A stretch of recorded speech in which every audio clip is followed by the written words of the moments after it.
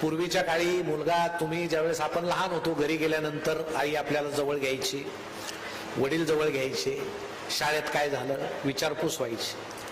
आता लहान मुलगा शाळेतून घरी आल्यानंतर त्याला कोणीही जवळ घेत नाही, त्याला कोणी विचारत नाही बाळ आज शाळेत काय झालं.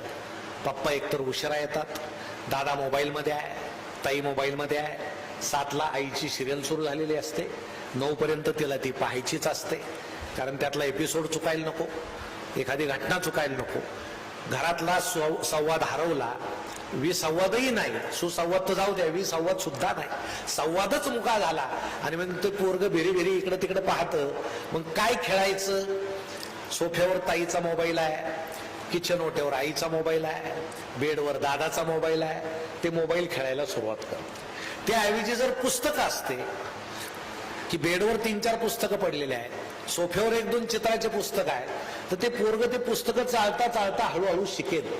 पण ते आमच्याकडे होत नाही. जे संस्कार पुस्तकानं पूर्वी केले ते आता फक्त वाचनापासून आमचे मुलं दूर गेल्यामुळे होत नाही. तुम्हाला आठवत असेल इसापनीतीतली एक गोष्ट होती पूर्वी, की तो वाघ आला शहरामध्ये आणि त्याला पाहून सगळे लोक घाबरले, दरवाजे लावले, त्यानं मोठ्यानं डारकाळी फोडल्यावर तर कोणीच बाहेर येणार.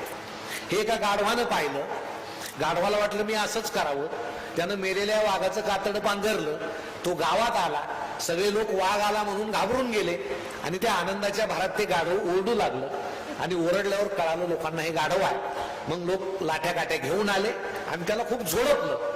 ही गोष्ट आपण लहानपणी वाचलेली आहे आणि या गोष्टीतून आपल्यावर एक संस्कार झाला की माणसानं आपल्या खऱ्या रूपातच वागावं, लबाडीचं रूप घेऊ नये. हे नकळत होणारे संस्कार जे गोष्टीतून व्हायचे ते आता राहिलेले नाहीत. त्याचं कारण आम्ही वाचनापासून तुटलेलो आहोत. म्हणून मला वाटतं आता मोठ्या लोकांना तुम्ही किती सांगा, तुम्हाला सांगतो सर, 2 दिवस जर इंटरनेट बंद झालं तर 20% लोक मरतील, हृदय बंद पडो, निम्म्याच्या वर बेशुद्ध पडतील. त्यांना सांगावं लागून सुरू झालं लगेच ते उठतील. कांदा हुंगायला देण्याऐवजी फक्त मोबाईल हुंगायला द्यायचं सुरू झालं बाबांनो. इतकी विचित्र परिस्थिती असताना आता आपण सुधारण्याची सुतराम शक्यता नाही, निदान नवी पिढी. म्हणून आज मला वाटतं आपले सीओ साहेब आले नाही, आनंद भंडारी साहेब, त्यांचा उल्लेख मी का करतो, प्रचंड वाचन त्यांचं आहे आणि ते आल्यापासून या जिल्ह्यामध्ये अशी चळवळ सुरू झाली. प्रत्येक मराठी शाळेत कुसुमाग्रज बाल वाचनालय सुरू झालं आणि शिक्षकांसाठी वाचनालय सुरू झालं. दर शनिवारी आणि सोमवारी एक रीडिंग बेल दिली जाते. रीडिंग बेल दिल्याबरोबर सगळ्या मुलांनी आणि शिक्षकांनी वाचायला बसायचं आणि 40 मिनिटं छान गोष्टीचे पुस्तकं वाचायचे. पुन्हा बेल झाल्याशिवाय पुस्तक बाजूला ठेवायचं.